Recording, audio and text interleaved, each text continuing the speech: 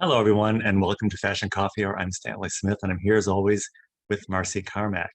And at Fashion Coffee Hour, our working thesis is that beauty uh, and fashion drive culture. And wherever there's culture, people are uplifted emotionally, economically, and spiritually. And my other favorite topics are, of course, sex, religion, and politics. But I don't usually get to work them in so directly I think we're going to be able to today, and that is the topic of religion. So Marcy and I both had the pleasure during the pandemic of rediscovering the Washington National Cathedral, and Marcy was especially pleased when she tuned in to see one of her old friends, Dana Corsello. Got it, Stanley. You remember Dana from San Francisco? Yes, she was my priest at St. Luke's. And we don't usually think of a minister having a fashion sense, but Dana did. She definitely did. And I put her on my blog. And was that indicative of who Dana was, or just of the culture and climate of living in San Francisco at the time? It was indicative of Dana. She was very effervescent, effervescent personality. So I titled it Prayer Chic. That was the name of the post? Uh-huh.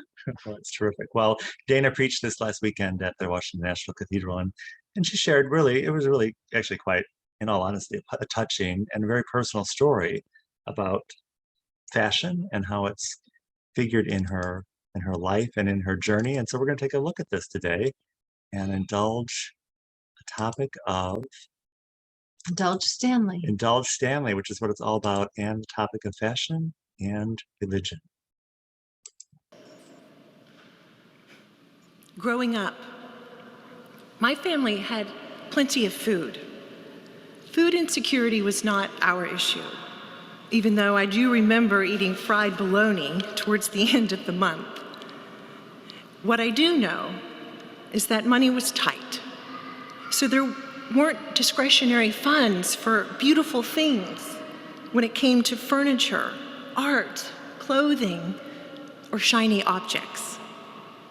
I'm a visual person, so I appreciate, dare I say, crave, what I call eye candy. I hanker for color, fabrics, textures, spaces such as this one. My heart palpitates when I walk into an art museum. Several years ago, I had an aha moment when I was asked to explore the unspoken deprivations that fuel my desires, the hunger beneath the hungers. Admittedly, and I'm not proud of this, I love to shop. I'll say it, I love to shop. The hunt of a good bargain beckons me. My girlfriends and I, we hunt together. It's how we escape and commune. Please know that I have never had real money to spend. I wouldn't dare darken the door of a famous couture designer. No, I'm more of a flea market queen, a member of the consignment store set who stalks the racks for upscale designers. One distinct memory, a painful one, came to me as I explored the source of my shopping issue. Up until around the 5th grade, my mother sewed almost everything I wore. But one August, we went off to the fancy children's shop to buy new school clothes. I was beside myself. It was one of the greatest days of my young life. I still remember what the dressing room looked like and what it felt like to try on and model so many wonderful things. I remember lying in bed that night, unable to sleep because I was so excited. There was one catch, though, but it didn't seem to matter at the time. My mother put it all on layaway. The hunger beneath the hunger, She never paid it off to get it out of layaway.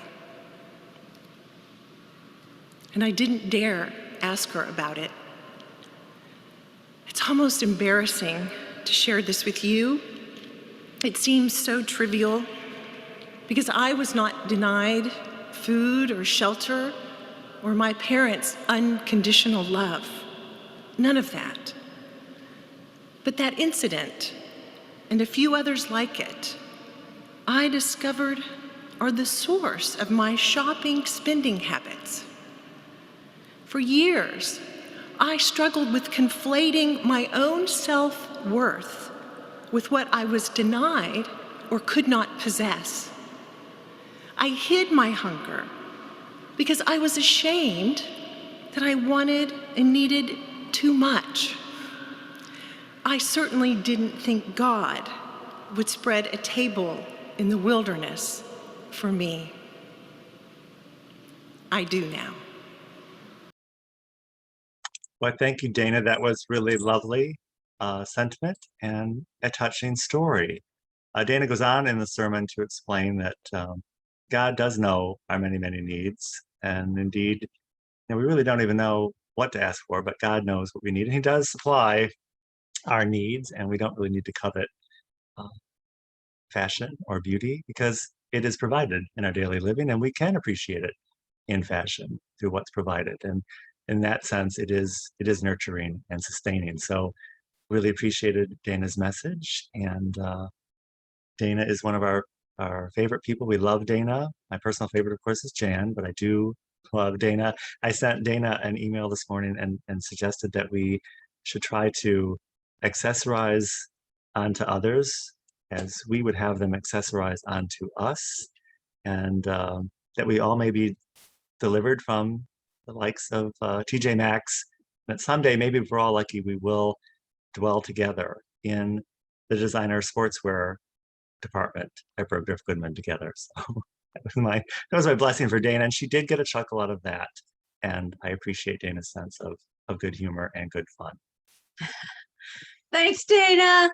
We love you, and we look forward to seeing everyone at Fashion Coffee Hour. Thank you so much for joining us once again. Take care. Bye-bye.